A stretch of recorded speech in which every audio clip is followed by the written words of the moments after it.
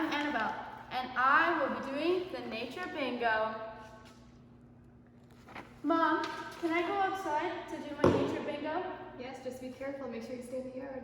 Sounds good. All right, so now we're going outside, but make sure you ask permission from your parents or your supervisor in your house. Now, let's go find something in nature.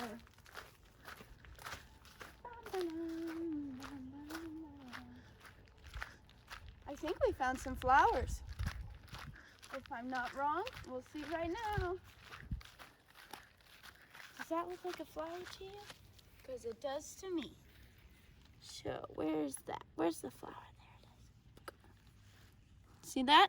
I got one. All right, let's go find another. How about we find a leaf with a hole in it?